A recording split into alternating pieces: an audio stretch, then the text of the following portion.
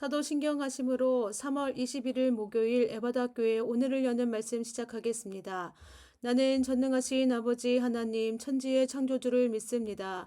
나는 그의 유일하신 아들 우리 주 예수 그리스도를 믿습니다.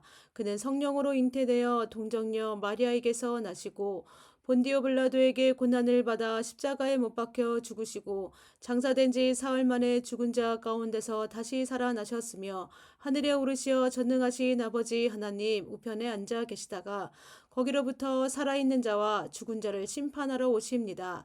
나는 성령을 믿으며 거룩한 공교회와 성도의 교제와 죄를 용서받는 것과 몸의 부활과 영생을 믿습니다. 아멘.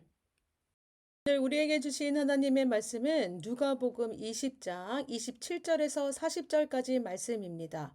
신약 성경 131쪽 누가복음 20장 27절에서 40절까지 말씀 봉독하겠습니다. 부활이 없다고 주장하는 사두개인 중 어떤 이들이 와서 물어 이르되 선생님이여 모세가 우리에게 써주기를 만일 어떤 사람의 형이 아내를 두고 자식이 없이 죽으면 그 동생이 그 아내를 취하여 형을 위하여 상속자를 세울지니라 하였나이다. 그런데 7형제가 있었는데 마지가 아내를 취하였다가 자식이 없이 죽고 그 둘째와 셋째가 그를 취하고 7이 다 그와 같이 자식이 없이 죽고 그 후에 여자도 죽었나이다. 7이 다 그를 아내로 취하였으니 부활 때 그 중에 누구의 아내가 되리이까? 예수께서 이르시되 이 세상의 자녀들은 장가도 가고 시집도 가되 저 세상과 및 죽은 자 가운데서 부활함을 얻기에 합당히 여김을 받은 자들은 장가가고 시집가는 일이 없으며 그들은 다시 죽을 수도 없나니 이는 천사와 동등이여 부활의 자녀로서 하나님의 자녀임이라. 죽은 자가 살아난다는 것은 모세도 가시나무 떨기에 관한 글에서 주를 아브라함의 하나님이요 이삭의 하나님이요 야곱의 하나님이시라 칭하였나니 하나님은 죽은 자의 하나님이 아니요 살아있는 자의 하나님이시라. 하나님에게는 모든 사람이 살아있느니라 하시니 서기관 중 어떤 이들이 말하되 선생님 잘 말씀하셨나이다 하니 그들은 아무것도 감히 더 물을 수 없음이더라. 아멘. 네. 오늘 본문은 예수님께서 이제 예루살렘에 들어가셔서 월요일에는 성전에서 장사하고 있는 장사꾼들을 몰아내시고 또 백성들에게 복음을 전하십니다. 그때 대제사장, 서기관들, 장로들이 와서 예수님과 논쟁을 시작합니다. 첫 번째 논쟁이 예수님 건의에 대한 논쟁이었고요. 두 번째 논쟁이 가이사에게 세금 바침에 관한 문제였습니다. 그리고 오늘 세 번째 논쟁이 바로 오늘 부활 논쟁입니다. 예수님은 두 차례 이 논쟁에서 어떤 누구도 대답할 수 없을 정도로 논리적으로 그렇게 하나님의 나라, 하나님의 말씀을 전합니다. 그리고 지금은 유대 종교자들 중에서도 가장 높은 사람인 사두개인들이 와서 예수님께 부활에 대해 묻습니다. 사두개인들은 어떤 사람이냐면요. 27절에 이렇게 말씀합니다. 부활이 없다고 주장하는 사두개인 중 어떤 이들이 와서 사두개인들은요. 원래 어떤 사람들이었냐면요. 유대인이 바벨론 포로에서 우리 구약시대에 예루살렘에 돌아와서 성전을 재건할 때 온 이스라엘의 백성을 위하여 제사장으로 섬겨왔던 사람들입니다. 제사장 사독의 후손으로 오랜 세월 제사장 일을 독점하면서 이 일이 예수님 당시 예루살렘 성전을 관리하는 그 제사장의 중심 세력이었습니다. 유대인의 의결기관인 사내들인 공의에서도 이 권력을 가졌고요. 또 그들은 유대 전체 사회 구성원 중에서는 그러니까 그 극소수였어요. 그런데 이들이 갖고 있었던 게 뭐냐면 굉장한 부자였다는 것입니다. 한마디로 유대 종교자 중 가장 높은 위에 있는 사람들이 제사장이었다는 것인데 이들이 주장하는 것이 뭐냐면 부활이 없다는 것입니다. 그들은 내세를 믿지 않았습니다. 부활도 죽음 이후에 심판도 믿지 않았습니다.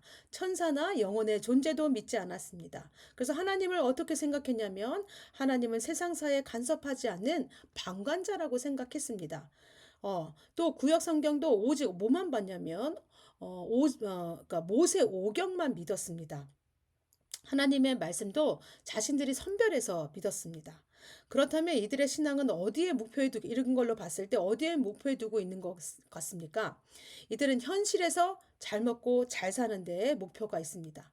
그래서 이들은 신앙의 모습을 보면은 내가 이 신앙을 지켜나가겠다 이거보다는 뭐냐면 내가 지배계급으로서 내가 가지고 있는 이 권력과 이 기득권을 얼마나 잘 유지하고 누리는가에 대해서 더 관심을 가졌다는 것입니다. 그래서 이들은요, 로마 정부에 협력해서요, 자신의 권력과 부를 유지하는데 엄청나게 노력했다는 것이죠. 그래서 믿음을 지키기 위해 현실과 싸우기보다는 현실의 유익을 갖기 위해서 자신의 부와 권력을 지켜나가기 위해서 최선을 다했다는 것을 우리가 알 수 있습니다. 그런 그들이 예수님을 찾아와 부활에 대해 묻습니다. 28절입니다.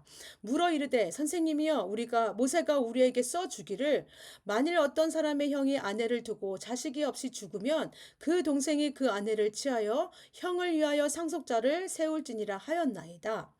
사두개인들이 예수님께 던진 질문이 굉장히 난해한 것입니다. 이것은 뭐냐면 신명기 25장에 나와 있는 죽은 형제에 대한 의무입니다.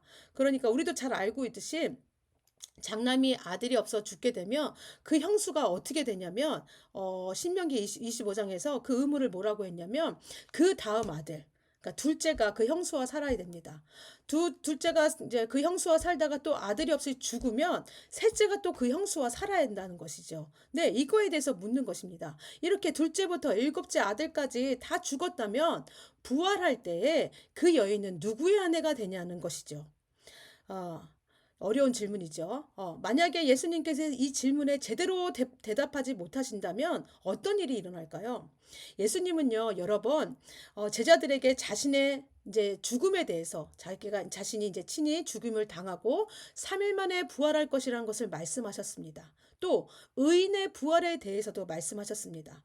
따라서 예수님께서 이 질문에 대답을 못하신다면 어떻게 해요? 그동안 자신이 했던 말에 대해서 거짓말쟁이가 되고 마는 것입니다. 그러므로 부활에 대한 사실뿐만 아니라 이전에 하셨던 그 모든 말씀도 어떻게 될 가능성이 크다는 거예요. 거짓말로 판명될 것이 가능성이 크다는 겁니다. 그 결과 어떻게 될까요? 예수님은 자신을 하나님이 보내신 아들, 하나님의 아들이라고 말씀하셨습니다. 그렇다면 그것도 하나님의 아들이라는 것도 인정될 수 없다는 것이죠. 사두개인들이 이 질문을 통해서 노리고 있는 것이 바로 이것입니다. 그들은 주님이 이 질문의 대답을 할 수 없을 거라고 생각했을 거예요. 그렇다면 예수님이 하나님의 아들이 아니라 하나님의 아들이 아니라는 것을 밝혀낼 수 있을 것이고요. 그가 했던 모든 말들이 가르쳤던 모든 말들이 거짓말이라는 것들을 이야기할 것이고요. 그다음에 이것들은 어떻게 작용될까요? 자신들이 기득권을 누리는 데 있어서 예수님은 굉장한 방해거리였거든요. 그렇다면 이 방해거리를 아주 손쉽게 처리할 수 있는 것이라고 생각했던 것입니다. 그런데 예수님께서 이 부활에 대해서 어떻게 말씀하십니까? 35절 에서 36절입니다. 예수께서 이르시되 이 세상의 자녀들은 장가도 가고 시집도 가되 저 세상과 및 죽은 자 가운데서 부활함을 얻게 합당히 여김을 받은 자들은 장가 가고 시집 가는 일이 없으며 그들은 다시 죽을 수도 없나니 이는 천사와 동등이요 부활의 자녀로서 하나님의 자녀임이라. 예수님께서는 이 세상과 저 세상을 보는 그 관점이 다르십니다. 이 세상은 생육하고 번성하라는 그 명령에 따라서 장가도 가고 시집도 가고 아이도 낳지만 저 세상에는 그런 일이 없다는 것입니다. 이 세상은 죄의 대가로 죽음을 맞이해야 하지만 저 세상은 하나님의 능력이 죽은 자를 부활시키실 거고 천사들처럼 완전히 새롭게 되어서 하나님의 영광을 높이며 살아가는 존재인 하나님의 자녀로 살게 된다는 것입니다. 이 세상에서는 우리는 누군가의 남편이고 누군가의 아내이지만 저 세상에서 우리는 어떤 사람이라는 것입니다. 어떤 사람이라는 것입니까?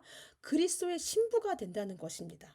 우리는 이 세상에서 누군가의 아버지, 누군가의 어머니로 살아야 하지만 저 세상에서 우리는 어떤 존재라는 것입니까? 하나님의 자녀가 된다는 것입니다. 그만큼 부활 이후의 삶은 우리가 상상할 수 없을 만큼 하나님께서 지으신 우리의 본연의 모습으로 돌아가 하나님의 자녀로 살아간다는 것입니다. 하나님과 함께하는 그 최고의 기쁨과 하나님과 가장 친밀하게 가장 가까이 교제하며 살아갈 수 있다는 것입니다. 그래서 이 땅에서 결혼하는 것이 그렇게 중요한 간신사가 될 수 없다는 것이죠. 부활 후에 하나님의 자녀의 관심은 무엇밖에 없겠습니까? 하나님 한 분이라는 것입니다. 하나님의 자녀의 시선이 어디로만 향해 있다는 것입니까? 하나님께로만 향해져 있다는 것입니다. 세상에서 살아갈 때에는 이 세상에서 살아가는 방법과 목적이 어, 있었다면 그거 다 잃어버린 채 그건 다 배설물로 여긴 채 어떻게 한다는 것입니까? 오직 주님의 뜻만을 위해서 살아가는 존재가 된다는 것입니다. 왜 그렇습니까? 이것이 가장 고귀하고 가장 큰 기쁨이기 때문에 그 안에서 주님만 바라보며 하나님만 바라보며 살아가는 부활 이후에 우리의 삶이 준비되어 있다고 지금 말씀하고 있습니다. 그리고 예수님은 부활의 삶을 사두개인들이 잘 이해할 수 있도록 모세를 예를 들어 설명합니다. 37절, 38절입니다.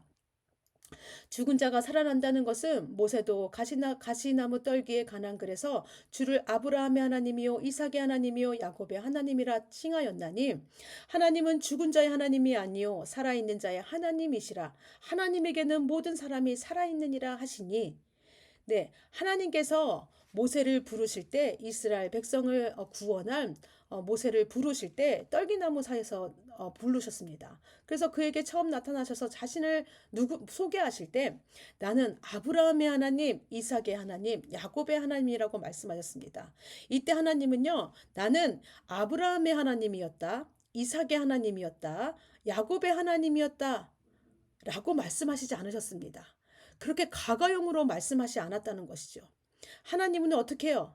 나는 아브라함의 하나님, 이삭의 하나님, 야곱의 하나님이라고 지금 이 순간에도 너와 함께하고 있는 모세와 함께하고 있는 하나님이라고 말씀하신 것입니다. 그들은 이미 죽어 이 땅에 없지만 그들은 부활하여 여전히 하나님 나라에 살아있다는 것입니다. 그들과 함께 하셨던 하나님은 지금 모세와 함께 하신 살아계신 하나님이라고 이야기하고 계십니다. 그 살아계신 하나님이 지금 어떻게 하고 계시다는 것입니까? 지금 이 순간에도 모든 살아있는 하나님이 함께 모든 자들과 함께하고 있다는 것입니다. 저 세상에서도 이 세상에서도 하나님은 살아계신 하나님이며 살아계신 하나님이 이 모든 자들과 함께하고 계시다고 말씀하고 있습니다. 하나님은 살아있는 자들의 하나님이요 지금도 살아계셔서 우리와 함께하고 계심을 말씀하고 있습니다. 네, 현실의 목표를 두고 살아가는 사두개인들이 예수님의 가르침 속에서 더 이상 어떤 것도 반박할 수 없었습니다.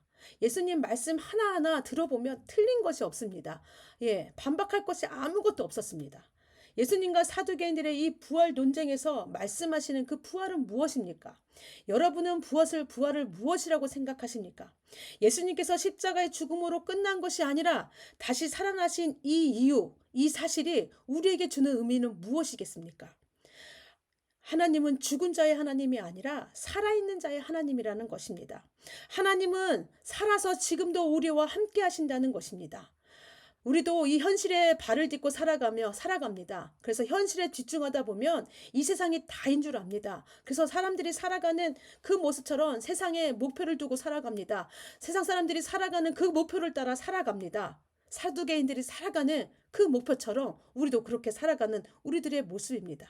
그런데 오늘 말씀에서 예수님은요, 우리의 삶이 이 세상의 끝이 아니라 저 세상 부활 후에 하나님 나라가 기다리고 있다고 지금 말씀하고 있습니다.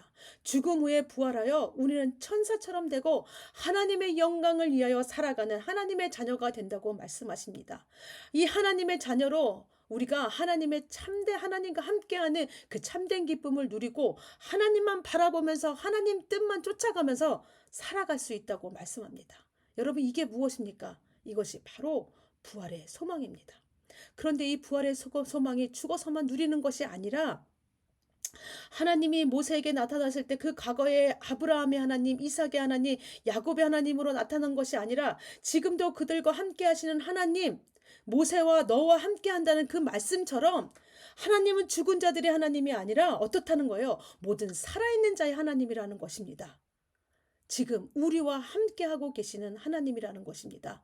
지금 살아서 지금도 함께 하시는 하나님이 나와 함께하고 있다고 지금 말씀하고 계십니다. 하나님은 죽은 자들의 하나님이 아닙니다. 모두 살아있는 자들의 하나님이십니다. 그래서요, 우리는요, 하나님의 살아계심을 볼 수 있고요, 경험할 수 있고요, 하나님의 손길을 느낄 수 있고요, 인도하심을 경험할 수 있습니다. 살아있는 하나님을 우리가 느낄 수 있다는 것입니다. 살아서 역사하시는 하나님의 손길을 우리가 보고 듣고 느낄 수 있다는 것입니다. 지금 내가 이 세상에서도 하나님은 살아있는 하나님이시며, 내가 저 세상에 눈을 떠도요, 하나님은 살아계신 하나님이십니다. 그래서 하나님은 죽은 자의 하나님이 아니라 살아있는 하나님이, 살아있는 자의 하나님이 되십니다. 고린도전서 15장 17절 19절에서 이렇게 말씀합니다. 사도 바울이 이렇게 고백합니다. 그리스도께서 다시 살아난 일이 없으면 너희의 믿음도 헛되고 너희가 여전히 죄 가운데 있을 것이요 또한 그리스도 안에서 잠자는 자도 망하였으리니, 만일 그리스도 안에서 우리가 바라는 것이 다만 이 세상의 삶뿐이면 모든 사람 가운데 우리가 더욱 불쌍한 자이리라고 말씀합니다. 그리스도께서 만일 다시 살아나시지 못하셨다면 우리가 전파하는 것도 헛된 것이고요, 또 우리가 믿는 것도 헛된 것이고요, 만일 우리가 그리스도에서 바라는 것이 다만 이 세상의 것이라면, 이 세상의 삶뿐이라면요, 모든 사람 가운데 우리가 가장 불쌍한 사람이라고 지금 사도 바울이 말씀하고 있습니다. 만일 부활이 없다면 그리스도도 헛것이며 믿음도 헛것이고 그 부활을 믿는 우리도 불쌍한 자라고 말합니다. 기독교의 중심은요, 부활 신앙입니다. 우리가 믿는 주님은 부활하셔서 살아계신 하나님입니다. 네, 살아계신 분위기에 우리가 부활의 소망을 갖고 살아가야 합니다. 살아계신 분위기에, 하나님이 살아계신 분위기에 우리의 믿음으로 이 생명이 있음을, 우리의 믿음은 생명이 있음을 깨달아야 합니다. 살아계신 하나님을 믿기에 우리는 현실의 목표를 위해서가 아니라 하나님 나라를 소망하며 살아가야 합니다. 살아계신 하나님이 나와 함께 계심을 믿기에 우리의 현실의 어려움 속에서도 믿음으로 이겨나갈 수 있어야 합니다. 믿음으로 하나님의 시간을 기다릴 수 있어야 합니다. 믿음으로 하나님을 소망할 수 있어야 합니다. 왜냐하면 하나님이 살아계시기 때문입니다. 지금도 내 옆에서 살아계신 하나님이 나와 함께 하시고 있기 때문입니다. 이제 우리의 시선을 주님께 돌리기 원합니다. 살아계신 하나님을 내 삶에서 고백해내기를 원합니다. 살아계신 하나님을 증거하며 살아가는 여러분들 되길 원합니다. 이 부활의 소망을 붙들고 살아계신 하나님을 매일매일, 매 순간, 오늘도 우리가 그렇게 부활하신 하나님, 살아계신 하나님을 우리가 느끼며 증거하며 살아가는 오늘 하루 다 되시기를 바랍니다. 우리 이 시간 우리 말씀을 기억하면서 우리 함께 기도하기를 원합니다. 우리와 함께 하시는 살아계신 하나님을 믿음으로 고백하게 하시고 살아계신 하나님과 함께 믿음의 삶을 살게 하여 주시옵소서라고 기도해 주시기 바랍니다. 가정을 위해 기도하실 때는 우리 가족 모두가 하나님과 함께하는 참된 기쁨과 깊은 교제를 누리게 하여 주시옵소서. 그래서 부활의 기쁨과 부활의 소망을 가지고 살아가는 우리 가족 모두가 되기를 소원합니다라고 기도해 주시기 바랍니다. 교회를 위해 기도하실 때는 우리가 지금 사순절, 또 다음 주에는 고난주간을 우리가 보내게 될 것입니다. 이 시간들을 보내면서 예수님의 십자가의 은혜를, 예수님이 나를 사랑하셔서 보여주셨던 그 은혜를 나도 사랑하게 하여 주시옵소서. 예수님의 십자가를 나도 사랑하게 하시고 부활의 기쁨과 감사함으로 부활절을 맞게 하시고 그 시간으로 기쁨과 감사가 충만한 시간이 되게 하여 주시옵소서라고 기도해 주시기 바랍니다. 나라를 위해서 기도하실 때는 우리 계속해서 총선을 위해서 기도하고 있습니다.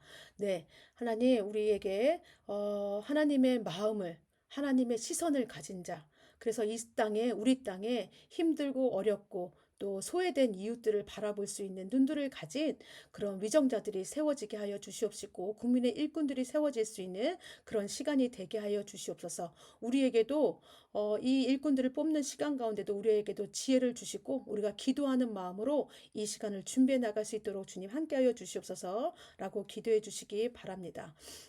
오늘 공동체의 기도 제목은 임경훈 안수 집사님이십니다. 우리 임경훈 안수 집사님의 기도 제목입니다. 개인의 기도 제목, 맡겨진 것 자리한 곳에서 하나님의 영광만을 위해 살 수 있는 행함이 있는 믿음의 삶을 살게 하소서. 가정을 위한 기도 제목입니다. 선물로 주신 가정 내에 하나님께서 항상 평안과 사랑을 더하여 주심에 감사드립니다. 삶의 현장을 위한 기도 제목입니다. 하루하루 감사함으로 자리하게 하시고 하나님 보시기에 부끄럽지 아니한 하루 보내고 안전으로 지켜주실 줄 믿습니다. 교회를 위한 기도 제목입니다. 하나님 사랑하고 형제자매를 배려하며 믿음과 신앙의 성장이 이루어지는 공동체가 되게 하여 주시옵소서라는 기도 제목을 갖고 있습니다. 또 사회와 나라 온 세계를 위한 기도 제목은 곳곳에 전쟁이 마무리되게 하시고 자연재해가 발생하지 않도록 하나님께서 긍휼을 베풀어 주시기를 간절히 기도합니다. 라는 기도 제목을 갖고 있습니다. 우리 임경은 안수 집사님 기억하시면서 기도 제목 기억하시면서 오늘 하루 우리 임경훈 집사님을 위해서 기도하는 우리 하루 되기를 원합니다. 또 그 외에 또 기도 제목 생각나시는 분들 계시면 기도해 주시고 또 개인의 기도 제목 기도하신 후에 주기도문 하심으로 모든 순서 마치겠습니다.